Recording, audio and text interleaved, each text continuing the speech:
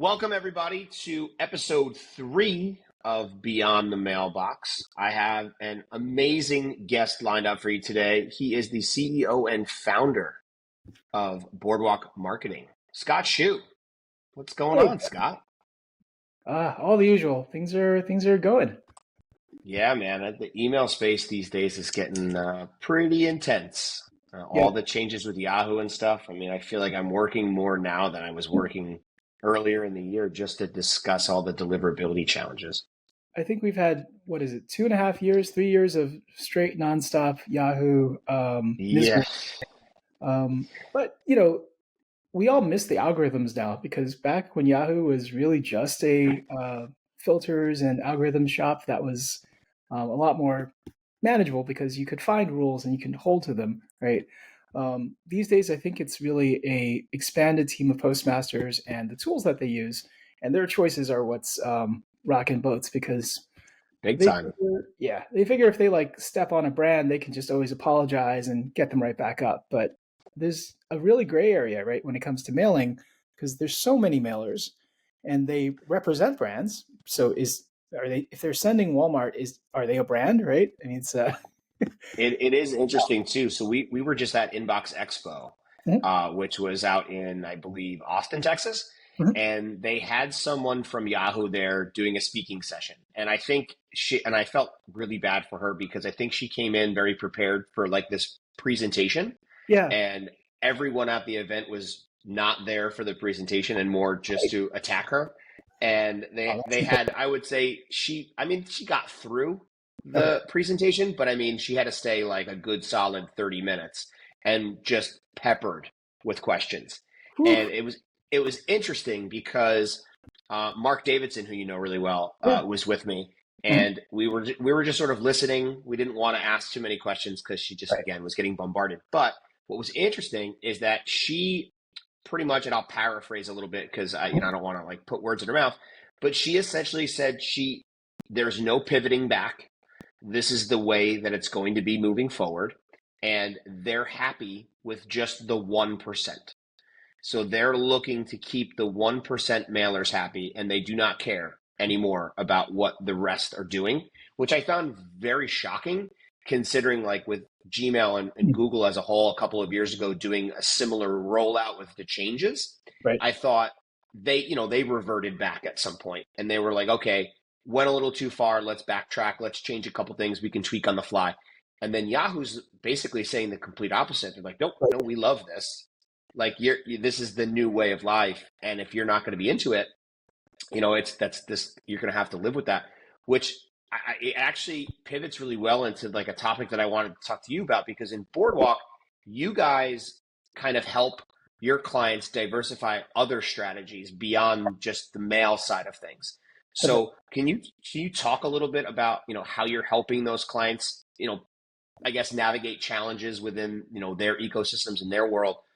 Again, not necessarily to pivot away from mail completely, but just to help them change up the pace a little bit and to bring in more revenue.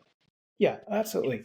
Um, I think the best mail teams I've ever run were mail teams that had other interests, meaning that they ran a lead gen so they could know what the correct buyer price is, right, for an ad Sure.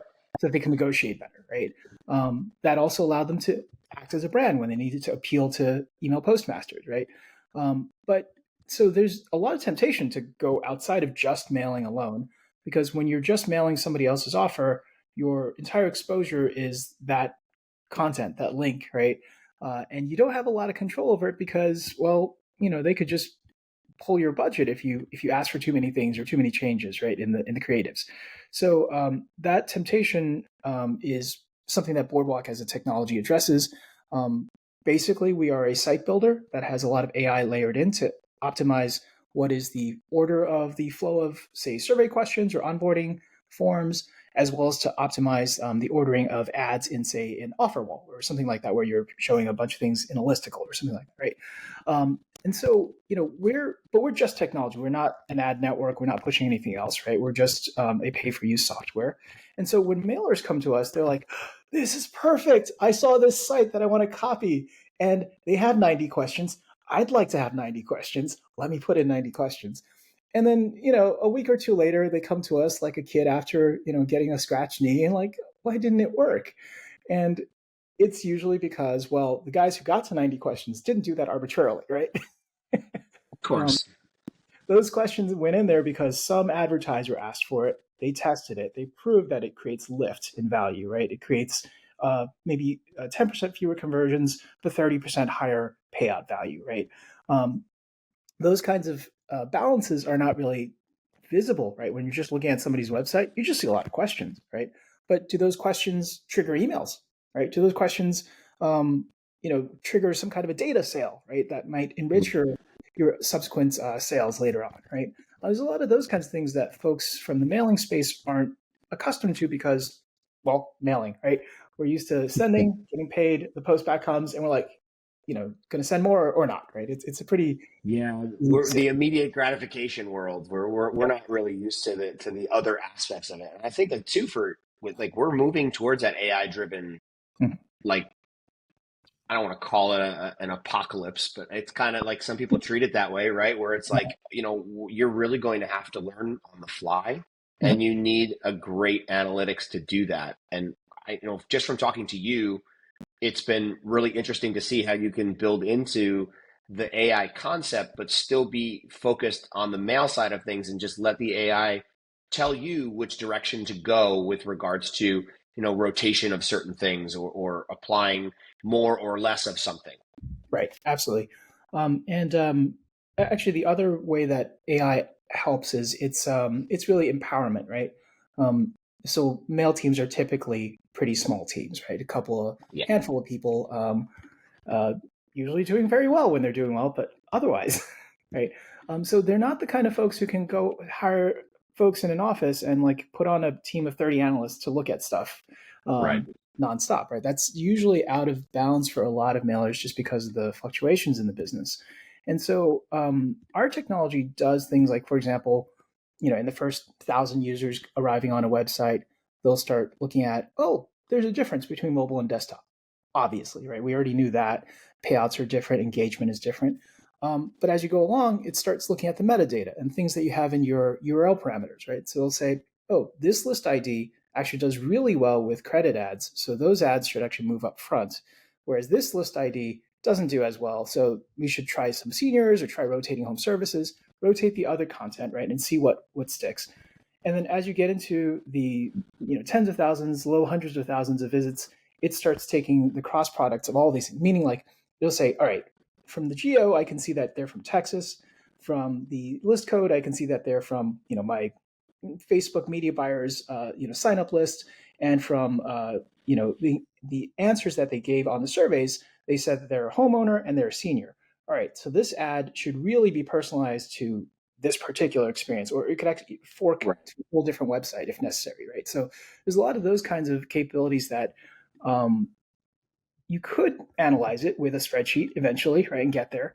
But once you Yeah. got there, like then you go to an engineer and try to capture a thing that's going to like be gone in 3 months. Well, it's like too little, too late. You're trying to be proactive, where I think in the historical sense of mailing was very reactive. Right. And Yeah. so, what I've learned, especially talking to you the last couple of months with this particular new system that you guys have, Mhm. is why we're used to in the mailing world. We're looking at analytics based on results. So Right. we're looking at things like opens, clicks, conversions, sales, and then basing our lineup of offers, let's say, Right. to be sent out in an order specifically that matches, like an ECPM specifically, or an EPC, and Mhm. then aligning those offers out, or those marketing materials out based on that information. Whereas you're looking at it in a completely different realm, where it's saying, well, we don't have to look at it after the fact. We can look at it during, and we can prioritize things based on these metrics and this performance while the activity is currently happening, which I think is a huge game changer, because again, mail has been historically so reactive, where we're just sort of ping ponging and pinballing everywhere Right. based on whatever these analytics are or whatever these metrics are. Right. And now we can do this on like a semi real time basis.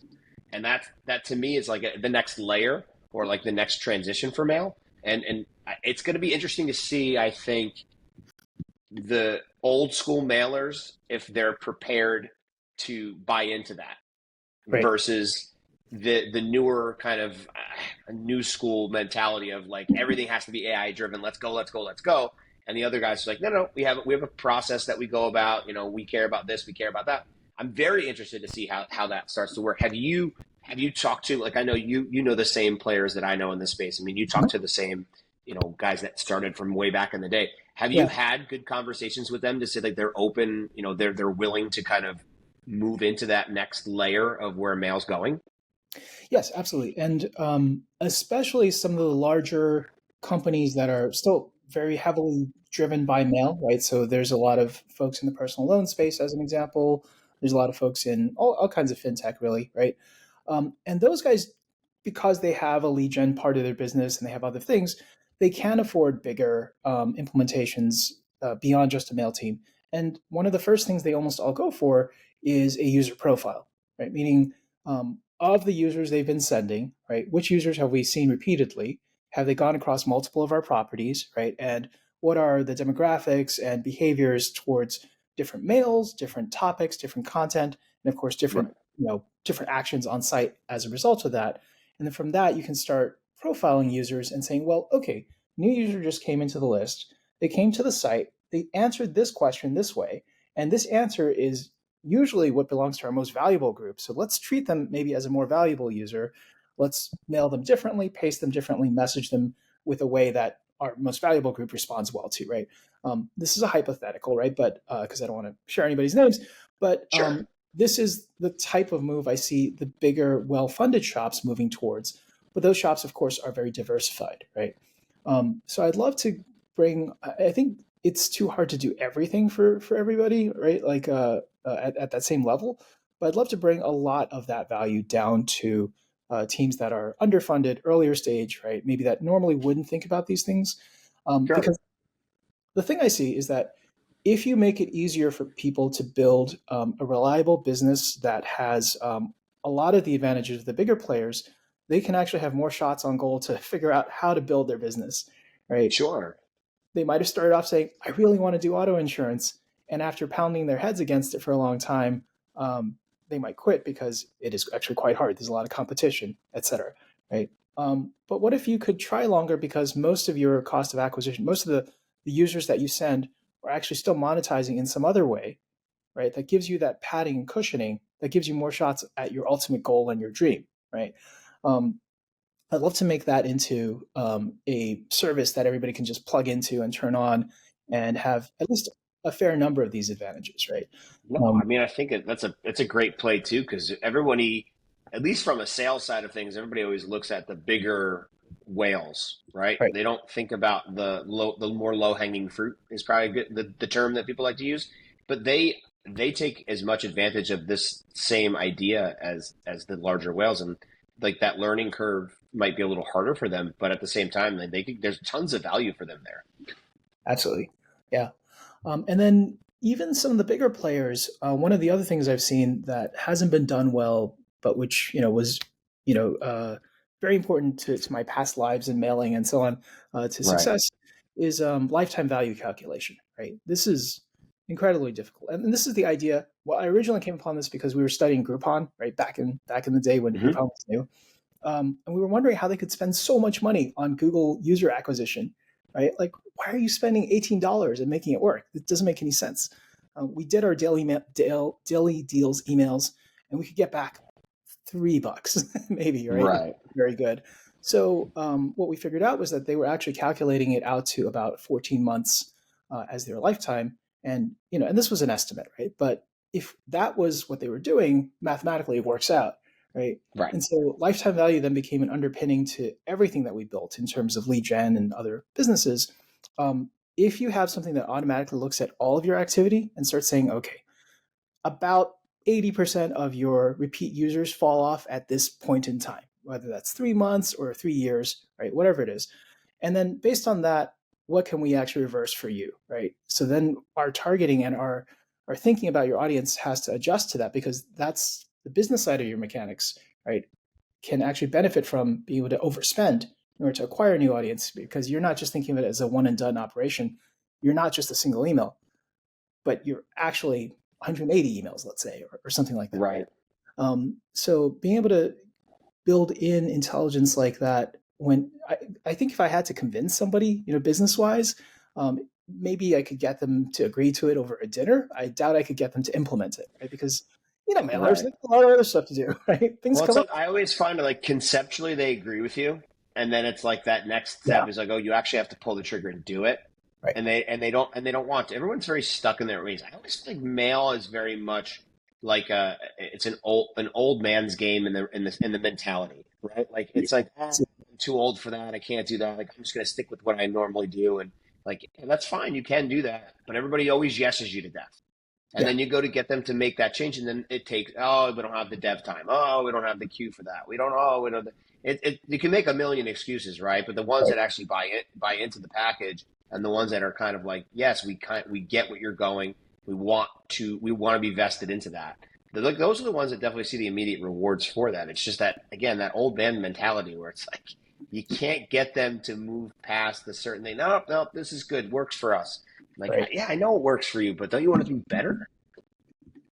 Yeah, and and some of them don't want to, and that's okay. I think some amount of smaller mailers, diversifying the things that they're trying out there, that's a great thing, right? There's dangers to rolling up everybody into a single mail team, and everybody starting to have groupthink, right? That's I've Totally. also seen that trap for some past friends, right? So, um, yeah, but like you said, it is an ecosystem, right?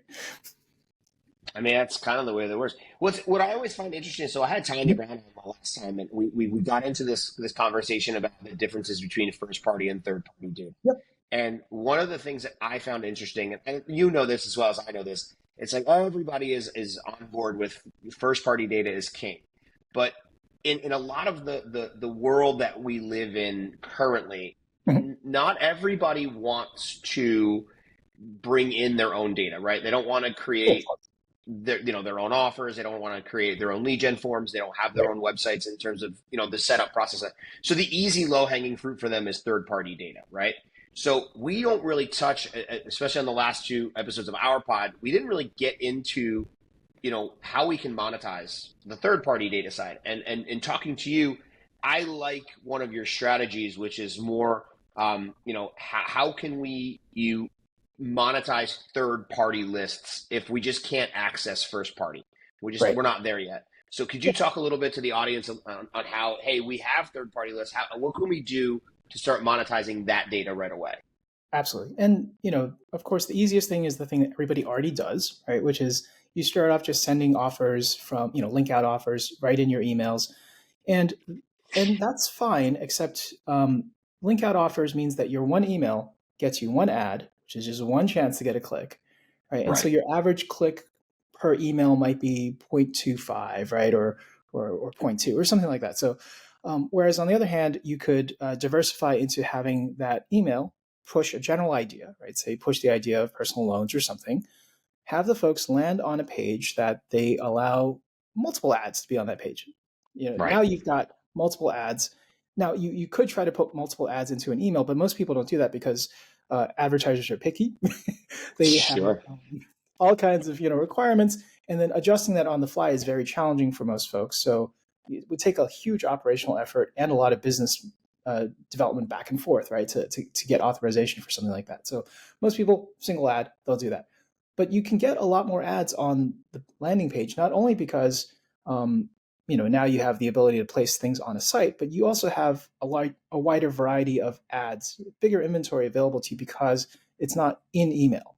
Right? In email is a restriction that actually reduces the number of ads available to most people, folks. There's a lot of Right. display ads. There's a lot of other things that could actually work on the site. And then as you're working on that, you'll eventually run into some advertiser who does really well with you. And they're like, I love it. I'd love to buy the exclusive or have them all come to my page first, right? As an interstitial before they get to the offer wall, right? And I would need you to ask one question, right? And this might sound familiar because this is how survey sites build from the ground up, right? Is that you don't start with the risk of like the 90-page survey. You start with like the advertiser who's already enthusiastic about your audience, your traffic, right? And now you're still third party, right? This, you don't own their brand. They're not, but once you've gotten their attention, you get a lot more rights, a lot more capability. And now they're starting to pay you for leads that are on their own interstitial page that after the user clicks on that page opens up in a new tab, but your page actually moves on to the offer wall, and now you might average 1.25 clicks per visit, right? Actually, we get users or clients who get almost up to 2 clicks per visit on average, right? Just because you're giving users the opportunity, and as they really dial in what kind of offers the users are into, you can massively change the equation that way. Now your one email has so much more power, right? Because the single email 100%. gets you this Well, result. you're optimizing and monetizing the user as opposed to the actual offers you're sending. Because then you start learning, like you said, you're building a profile on this particular user. And so now, like we talk about segmenting lists all the time. And now you can segment users based on sort of the way that they are active within that offer wall, let's say. And you can, and your placements can maneuver based on what these particular segments of people like.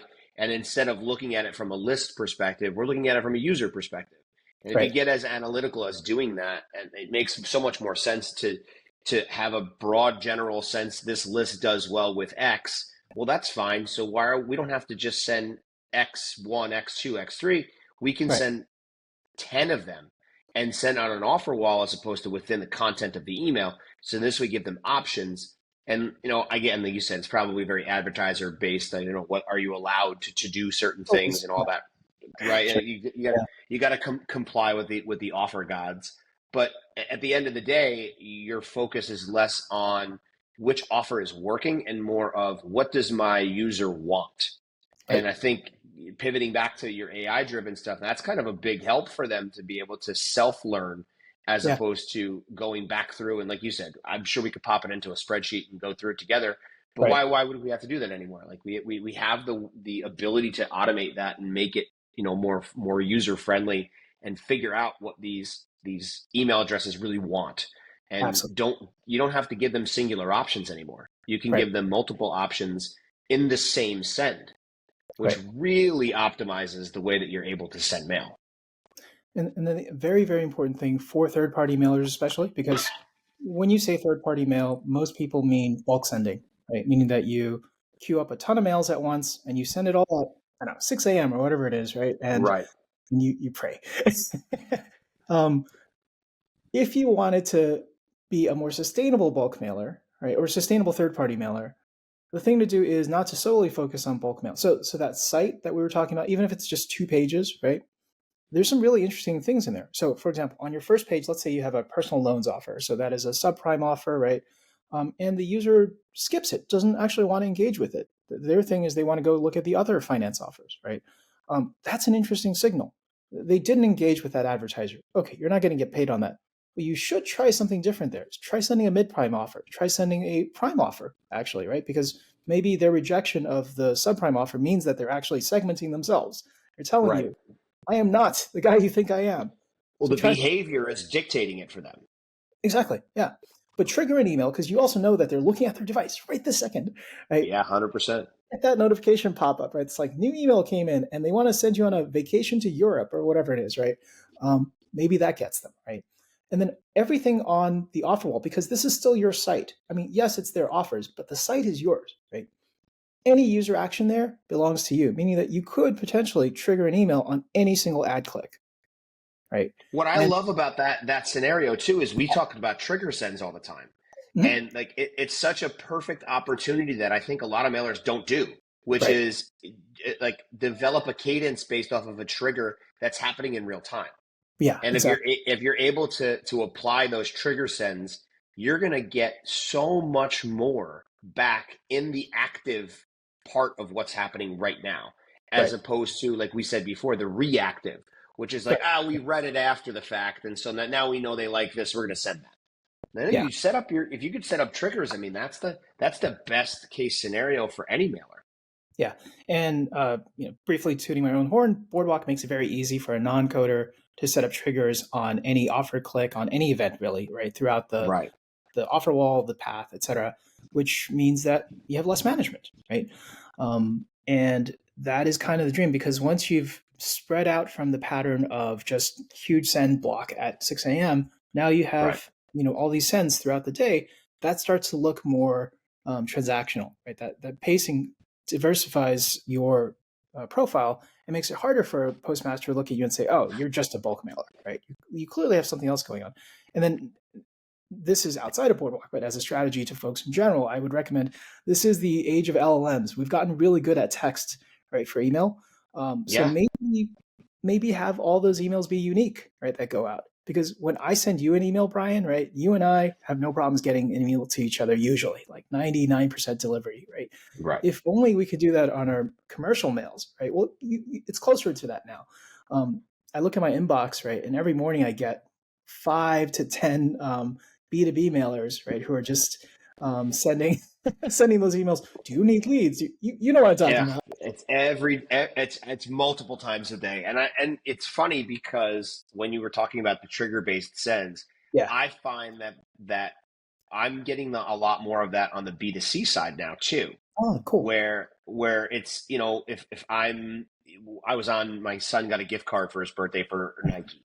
So we were on just looking at shoes yesterday, and I got, within that time period of actively being on the website, Yeah. I got Mhm. three different advertisements from not just Nike, but from others.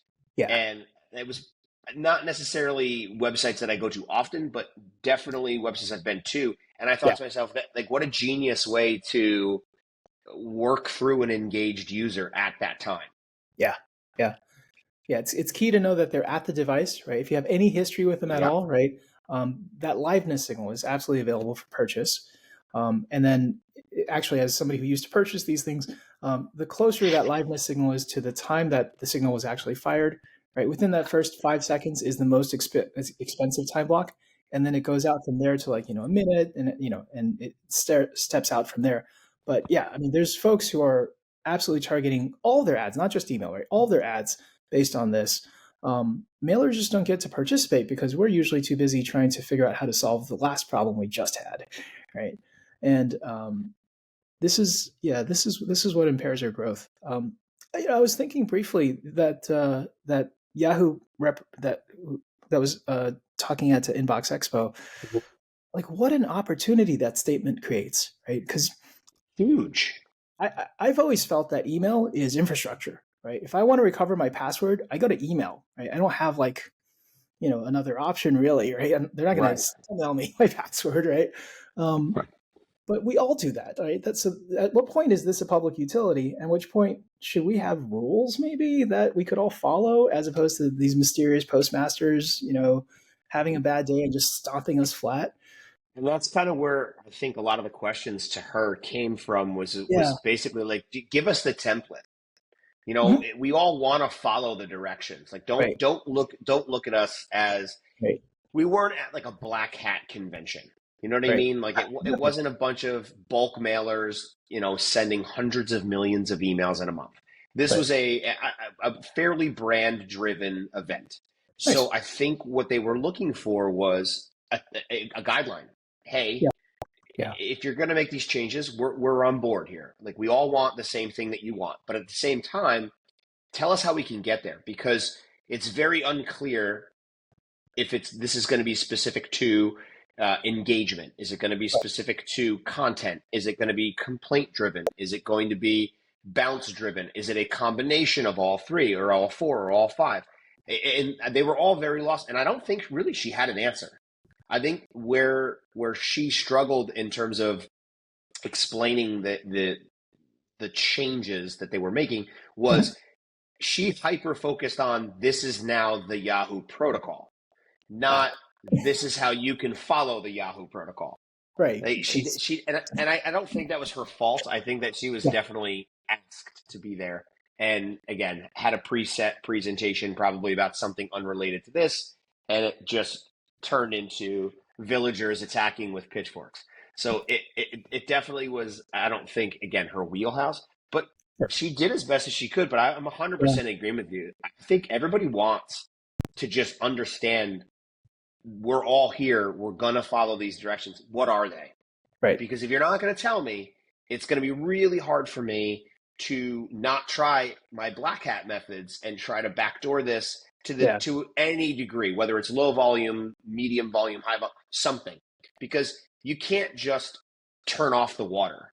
Right. Like now you're basically you're everybody's thirsty and everybody's trying to do it and at the same time. And if there was just a guideline sent out and said, hey, look, follow these protocols, do it in Yeah. a low volume sense. Don't overdo it in the meantime, or you're going to get killed immediately. Or, you can't send certain content. You can't, whatever the markers they want to use, Right. they need to be more transparent with it, because like I'm sure you hear it on a daily basis, because we certainly do on the verification side. It's like the volume on the Yahoo side has completely fell off. And that's a huge percentage of people's databases. So Yeah. you can't, the expectation, I think, for when Yahoo's trying to get back into the top, the expectation I thought was make the user experience better. So by doing that, it allows somebody to come in and create a Yahoo email address, because I've heard great things about Yahoo. I don't know if people are doing that. I think people are still hyper on the Gmail bandwagon, if you want to call it that, Yep. just because that's what they're used to. If Yahoo's trying to be different, they shouldn't be following the same blueprint.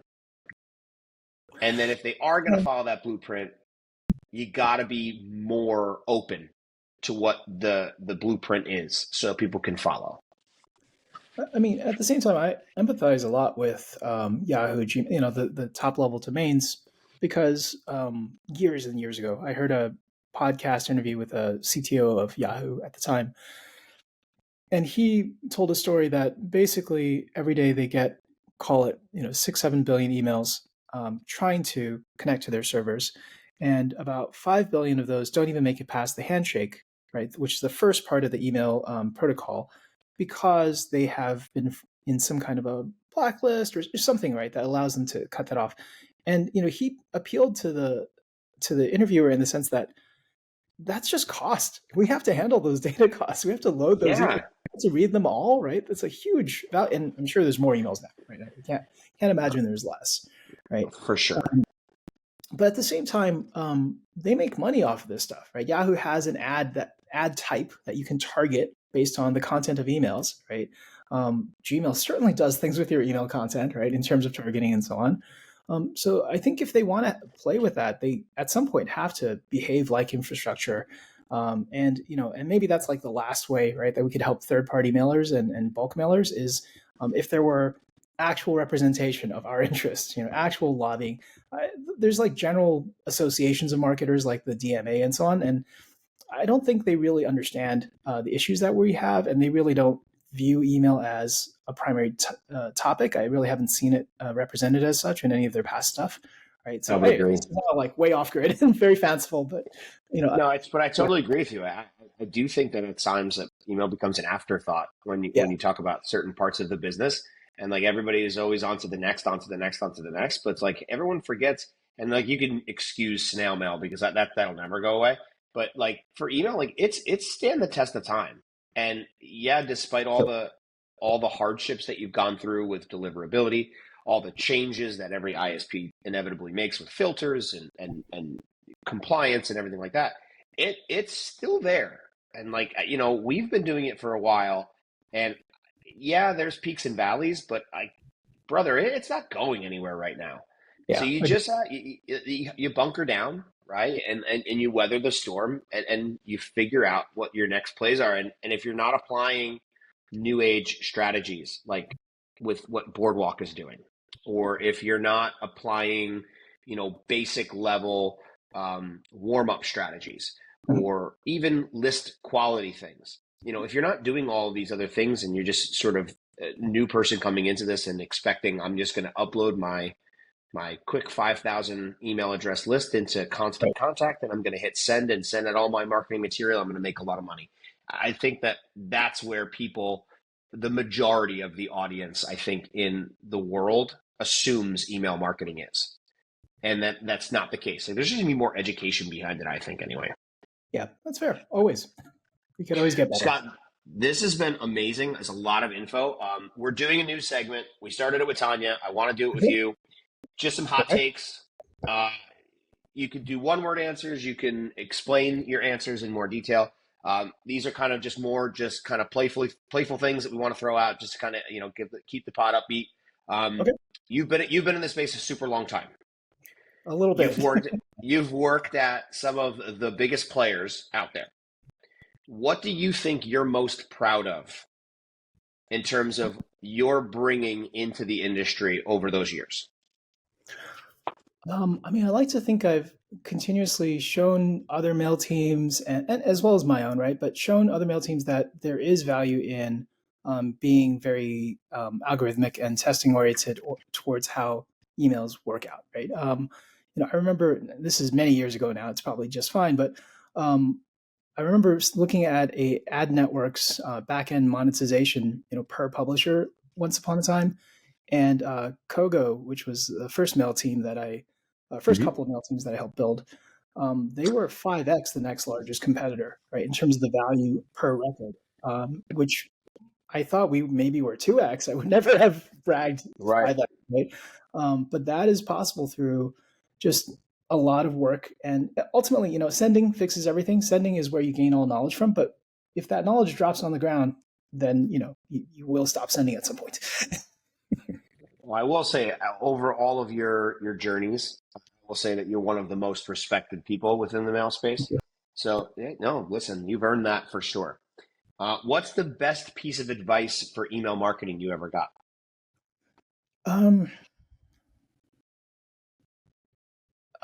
There was a conversation with a friend over at Matomi, and he was just like this guru, right, in this world.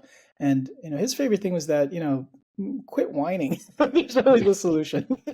There's I always love that. a solution of some kind, and that doesn't that hides some of the difficulties in finding that solution. But Right. if you remember though that there is always a solution, there's actually always a solution. I think it I helps. think I really, really love the quit whining, because that could be an email marketing slogan. Because, I mean, how many trade shows and parties do we go to where it's male centric and half of them are just complaining? Well, I also think complaining is a communication strategy, right? Where like I'm working on this Sure. problem. Are you working on this problem? I don't know. Right. Well, my father used to say, "Quit your bitching." All right, last thing. I'd love to tie this all back into what we do with email oversight and email Nice. element and email monitor. So I usually ask the guests, over the years, what has email oversight done for you to help businesses that you've been a part of? Yeah, absolutely. So I've been head of deliverability at least 6 times now in different organizations, companies, teams. And every single time we rerun the test of running just all of the scrubbing services next to each other against a 100,000 record list. And usually 70 to 80% comes back from email oversight, and the others don't get anywhere close. So just in terms of if you only have the budget to do one scrubbing service, use email oversight because it's excellent. And you can see that in the performance of all my past teams, where email oversight usually ends up being the only one we keep or one of two that we keep. And just, the value for the dollar is just excellent because you guys have the experience to build a product that actually, really helps the industry. So appreciate that. So thank you so much, Brian. Oh, I appreciate you, Scott, man. And listen, thank you so much for being on the pod. Third episode, I wanted to get more technical this time around. I'm glad I had you on. Thank you for everything. If you'd like to plug anything, you're welcome to do that, my friend. Awesome. Yeah. So if anybody liked some of the things I was talking about around Boardwalk, around the idea of moving beyond just ads inside of email, talk to me. Love to chat. Awesome. Scott Shu, Boardwalk Marketing, he's the man. He could definitely help you guys out if you're just in the strategy phase of where your business is at. If you're an advanced mailer, a new mailer, it's definitely good to get his ear. He would love to chat and get through it. Thank you again, Scott. Appreciate having you on. Thank you for the sponsors, Email Oversight, Email Element. Could not do this without you guys. Until the next pod, thank you very, very much, and happy mailing.